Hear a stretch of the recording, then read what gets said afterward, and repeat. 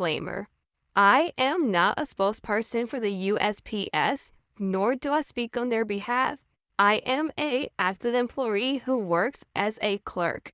I have this channel based on educational purposes only. What is up, YouTube? It is your girl Creole Barbie here with USPS Blogs. If you're new to my channel, welcome. My name is Creole Barbie.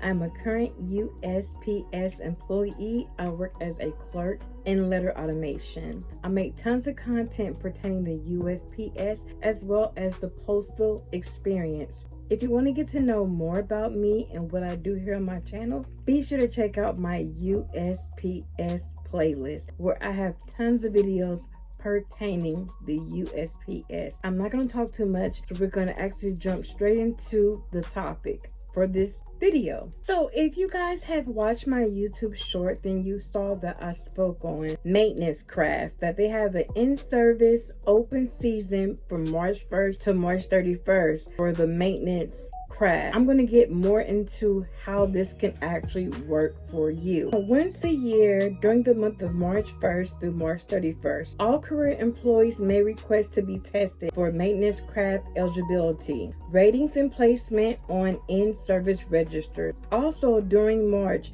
those career employees already on the in-service register have the right to submit a written request to remain on those registers and avoid the annual purge that occurs on April. Representatives from the APW and the USPS signed national questions and answers, Q&As on the Memorandum of Understanding MOUs, in-service examinations, registers, and eligibility ratings. Now, for those acquiring more information about this, I'm going to read off some of the questions as well as the answers for you to get a better understanding. Is March the annual service-wide opportunity to test for Maintenance Craft eligibility ratings limited to once per year during the month of March?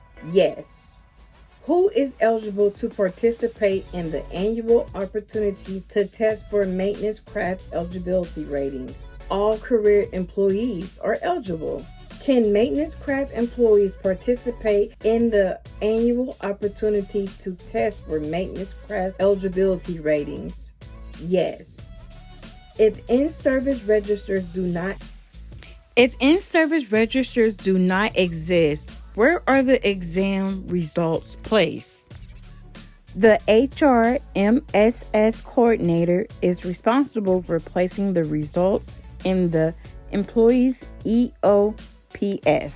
What form must career employees complete when submitting a written request to participate in the March annual in-service opportunity? Management shall provide all employee maintenance position selection EMPS form as found in the EL 304 to employees.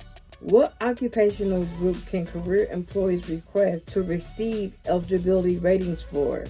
All Maintenance Craft occupational groups, MSS and non-MSS, that require an examination except National Service Technician ET11. Can non-Maintenance Craft career employees that have already received eligibility ratings request to be tested again in subsequent years in an attempt to improve their scores? Yes. What options are found for non-Maintenance Craft employees who have failed the structured interview but received an eligibility rating on examination 955? In subsequent years, the employee may request to retake the examination for the structured interview only, or can request the opportunity to retake both the examination 955 and the structured interview. If the employee retakes examination 955, the highest achieved score is used as the eligibility rating. Can current Maintenance Craft employees that have received in-service eligibility ratings for occupational groups that are not in their facility request to be tested again in subsequent years in an attempt to improve their scores? Yes.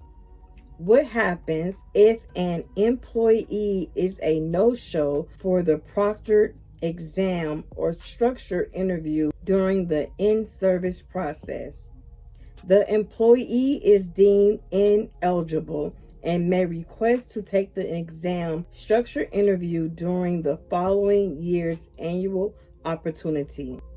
Are there any changes to the way employees are ranked on in-service registers?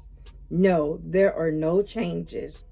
If non-custodial in-service registers exist, how will employees be added in subsequent years? Merged in score order. If an employee on an in-service register declines to accept a position in the maintenance craft, is that employee's name removed from the in-service register? No. The employee will be bypassed for that position. When will in-service registers be purged? Every year on April 1st, beginning in calendar year 2023.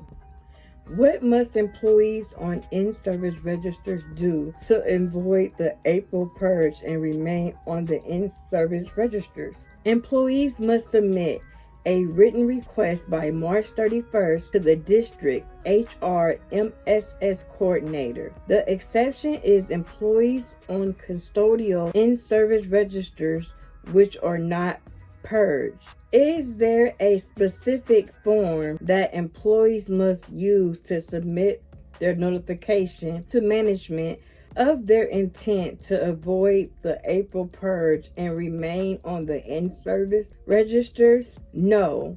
Any written email request to remain on the in-service registers will be accepted.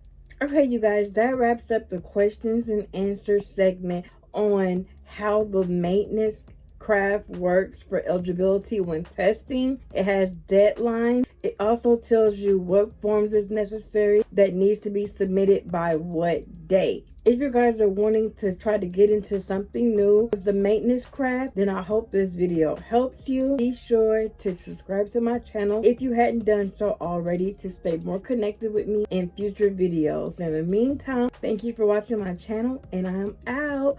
Deuces!